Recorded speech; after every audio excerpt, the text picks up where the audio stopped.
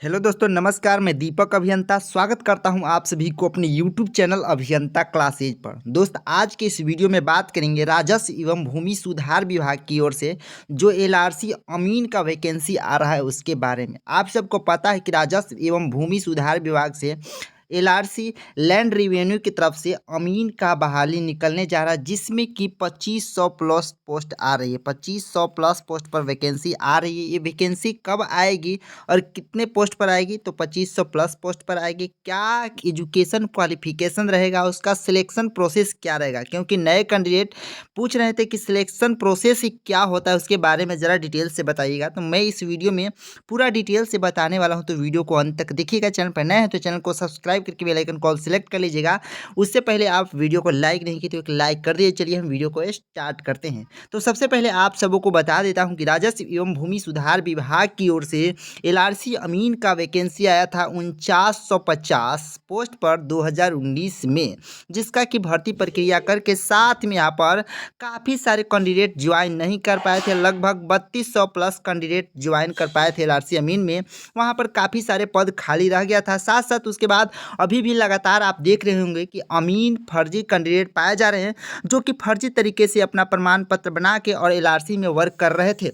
तो फर्जी कैंडिडेट काफ़ी सारे निकल रहे हैं, बाहर हो रहे हैं। तो सीटें जो है राजस्व एवं भूमि सुधार विभाग की ओर से अमीन का सीटें लगातार खाली हो रहा है। तो सीट खाली हो रहा है, उसके संदर्भ में एलआरसी की तरफ से 2500 प्लस पोस्ट पर वैकेंसी निकलने जा रही है। और जो वैकेंसी है आपको इसी मंथ में देखने को मिल सकता है। 2500 प्लस पोस्ट पर इसी मंथ में आपको जनवरी में ही देखने को मिल सकता है या फरवरी में देखने को मिल सकता है। यानी जल्द ही आपको 2500 प्लस पोस्ट पर वैकेंसी देखने को मिल सकता है आपको एलआरसी अमीन की तरफ से। देखिए, सबसे पहले इसमें एजुकेशन क्वालिफिकेशन क्या होता है आप सबको बता देते हैं कि इसमें जो है आपको डिप्लोमा होता है, मेन एजुकेशन क्वालिफिकेशन, जो कि 2019 में 4950 वैकेंसी को फुलफिल किया गया था। उसमें डिप्लोमा था। डिप्लोमा के साथ साथ डिप्लोमा का मार्क्स और मैट्रिक का मार्क्स भी ऐड किया जाता है। उसके बाद मेरिट लिस्ट बनाया जाता है और इसमें कोई एग्ज़ाम नहीं होता है, डायरेक्ट मेरिट बेस पर मेरिट बनाया जाता है। चलिए फटाफट से हम समझ लेते हैं कि कैसे मेरिट बनाया जाता है।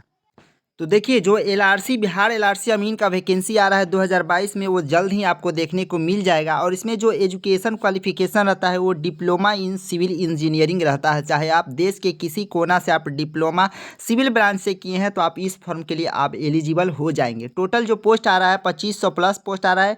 कितना पोस्ट है कंफर्म अभी नहीं हुआ है, जब नोटिफिकेशन आएगा तभी पता चल पाएगा यूक्रेट, ठीक है। तो 2500 प्लस पोस्ट पर आ रहा है। कैंडिडेट लगातार नए कैंडिडेट कमेंट कर रहे थे कि आप बताइए कि इसका सिलेक्शन प्रोसेस क्या होता है। क्योंकि कुछ कैंडिडेट तो जान रहे हैं पहले से, लेकिन कुछ कैंडिडेट नहीं जान रहे हैं कि एलआरसी का सिलेक्शन प्रोसेस अमीन का क्या होता है। तो बताते से पहले आप सबको बता देता हूं कि जो कैंडिडेट नए हो चैनल को सब्सक्राइब जरूर कर लीजिएगा, ताकि आपको जेई से रिलेटेड, आपको टेक्निकल से रिलेटेड न्यूज आपको इस चैनल पर मिलते रहता है। चलिए देख लीजिए, सबसे पहले क्या होता है कि ये जो होता है मेरिट बेस पर होता है। इसमें कोई एग्जाम नहीं होता है।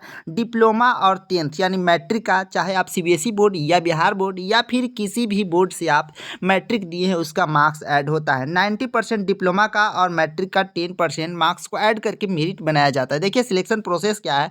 तो सबसे पहले आप देख लीजिए कि मैट्रिक का 10% मार्क्स लिया जाता है। जितना आपका मैट्रिक में मार्क्स आया उसका 10%, और डिप्लोमा का 90% मार्क्स लिया जाता है। जितना मार्क्स आया उसका 90%, दोनों को जोड़ के और मेरिट बनाया जाता है। मान लीजिए कि एग्जाम्पल में हम ले लेते हैं कैंडिडेट नंबर 1। जैसे कैंडिडेट नंबर 1 ये है कि उसका मैट्रिक में 80% मार्क्स आया है, 80% मार्क्स आया है, तो उसका 10% निकालिएगा तो 8 आता है, 8, ठीक है। और डिप्लोमा में अगर उसका 75 आया है, 75%, और उसका 90% निकालिएगा तो 67.5 आता है, ठीक है। और ये दोनों को ऐड कीजिएगा, 8 प्लस 67.5 ऐड कीजिएगा तो यहाँ पर आता है 75.5, यानी 75.5 इनका कुल एग्रीगेट मार्क्स होगा, ठीक है।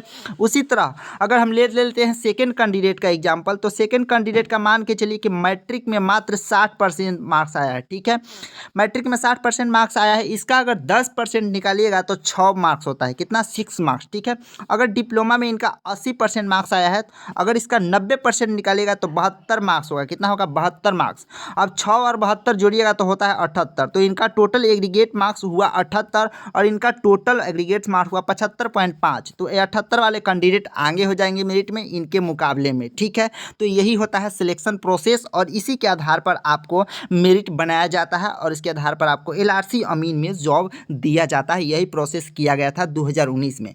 लेकिन देखना ये है कि जब 2022 में सिलेक्शन प्रोसेस जब अमीन की बहाली निकलती है तो एलआरसी अमीन की तरफ से सिलेक्शन प्रोसेस क्या रह सकता है, शायद चेंज भी हो जाए, इसका कोई गारंटी नहीं। ठीक है, तो जब एडवर्टाइजमेंट आएगा उसी के अनुसार ही आपको देखने को मिलेगा कि क्या सिलेक्शन प्रोसेस रहने वाला है, साथ साथ क्या एजुकेशन क्वालिफिकेशन भी रहने वाला है। ठीक है, चलिए हम मिलते हैं नेक्स्ट वीडियो में, तब तक के लिए थैंक यू। न्यूज़ अच्छा लगा तो दोस्त में शेयर कर दीजिए।